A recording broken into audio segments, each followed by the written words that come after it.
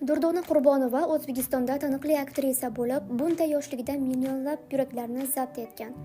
Durdona Qurbonovaning tarjimai holi ko'plab muxlislarni qiziqtiradi, chunki qizning o'ziga xos ko'rinishi, ulkan iste'dodi va faol hayotiy pozitsiyasi bor. Biz uning ishi, bolaligi va shaxsiy hayoti haqida keyinroq gaplashamiz. Bo'lajak yulduz quyoshli Toshkentda tug'ildi. U yoshligidan suratga tushishni, kameraga tushishni yaxshi ko'rardi. Ko'zguda o'z aksini ko'rish uchun soatlab vaqt ajratilishi mumkin edi. Shunga qaramay, u ota-onasiga boy, muvaffaqiyatli va mashhur bo'lishini qat'iy aytdi va ular qizini barcha harakatlarida qo'llab-quvvatladilar. Durdona oilasida faqat 4 ta bola bor. Ularning har biri to'g'ridan-to'g'ri yoki bilvosita ijodkorlik bilan bog'liq. Masalan, qizning singlisi vokal bilan professional ravishda shug'ullanadi. Maktab o'quvchisi sifatida qiz havaskorlarning chiqishlarida faol ishtirok etdi. Maktabni tugatganidan so'ng Durdona madaniyat kollejida o'qishni boshladi. Hozirgi vaqtda esa davlat universitetida tahsil oladi. Bir necha yillar davomida qiz Instagramdagi shaxsiy akkauntida professional rasmlarni joylashtirdi. Hozir u professional model maqomiga ega. U bir necha bor O'zbekiston jurnallarining muqovasida chop etilgan. Birinchi muvaffaqiyat qizga kollejni endigina tugatganida keldi. U filmlar va seriallarda suratga olish bo'yicha takliflarni qabul qila boshladi.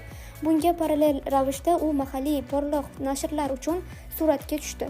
Rossiya fuqarosi uchun bu nom noma'lum bo'lib tuyulsa-da, u O'zbekistonning mahalliy televideniyasida katta muvaffaqiyatlarga erishmoqda. Kino va bosma nashrlarda muntazam suratga olishdan tashqari, u yoshlar uchun mo'ljallangan kiyim-kechak, aksessuarlar, mayo va boshqa narsalar brendlarining yuzi. Modelning Instagramdagi akkaunti bor, ammo fotosuratlarning barcha sarlavhalari o'zbek tilida. Ishdan bo'sh vaqtlarida u o'z blogida tez-tez nashr etadigan she'rlar yozishni yaxshi ko'radi. Qiz yaqin kelajakda Moskva va Sankt-Peterburgga tashrif buyurishni rejalashtirmoqda va kelajakda boshqa mamlakatlarga tashrif buyurishni xohlaydi. Instagramda qiz juda ko'p fotosuratlar va videolarga ega. Ularda u modellashtirishda professionallikni namoyish etadi. Shuningdek, g'ayrioddiy chiroyli ko'rinishni namoyish etadi. Katta lablar, hatto yonoq suyaklari, katta ko'zlar, qora sochlar va qalin qoshlar. Mashhurlik unga erta yoshda kelgan bo'lsa-da, aktrisa bilan muloqot qilish oson, takabbur emas, har doim ijobiy. O'z mamlakatida u juda mashhur va mashhur bo'lishiga qaramay, qiz to'xtamaydi va boshqa shaharlar va mamlakatlarni zabt etishni xohlaydi. Qiz shaxsiy hayoti haqida umuman hech kimga hech narsa aytmaydi. U o'zini ko'rgazmaga qo'yishni yoqtirmaydi. Siz tinchroq yurasiz, davom etasiz tamoyili asosida yashaydi.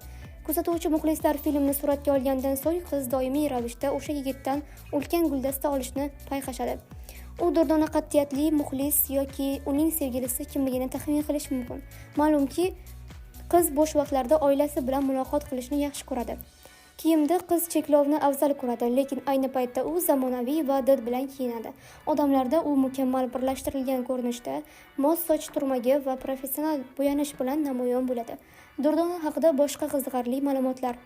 U hayvonlarga yordam berish uchun ko'p vaqt, mablag' va kuch sarflaydi. Bir marta u hatto xayriya tadbiriga kirish uchun nufuzli rejissyor bilan filmni suratga olishdan voz kechishi kerak edi. Uning sevimli mamlakati O'zbekiston, chunki bu yerda u iqlimni va u yerda yashaydigan xayrixoh odamlarni juda yaxshi ko'radi. Qizning oilasi, xususan o'zi ham islom diniga mansub. Aktrisa ijtimoiy tarmoqlardagi barcha sahifalarni o'zbek tilida olib boradi. Durdonaning hayoti optimist. Qorong'u narsa yuz berganda ham u keraksiz salbiy fikrlardan mafhum bo'lishga va vaqtni foydali o'tkazishga harakat qiladi. Ish bilan shug'ullanish, qiziqarli film tomosha qilish yoki xarid qilish. Qizning g'ayrioddiy sevimli mashg'uloti bor-u g'ayrioddiy ramka bilan quyoshdan saqlaydigan ko'zoynak to'playdi. Uning kolleksiyasidagi o'nlab juft bunday ko'zoynaklar mavjud. Uning fe'l-atvori ekstravert, ya'ni uning ko'plab do'stlari bor. Agar siz uning fotosuratini boshqa odamlar ko'p bo'lgan shaxsiy blogda ko'rsangiz, buni taxmin qilish oson. Mashhurlik to'lqiniga qaramay, Durdonani yulduz kasalligi egallamadi. U hech qachon muxlislarni birgalikda suratga olish, avtograf yoki suhbatdan bosh tortmaydi. U katta va kuchli oilani, o'zi o'sgan oilani orzu qiladi. U haqiqatan ham ko'p bolalarni xohlaydi. Ota-onalar taqlid qilishning haqiqiy namunasidir. 3 tilni biladi: o'zbek, rus va ingliz. 21 yosh uchun qiz allaqachon ko'p narsaga erishgan.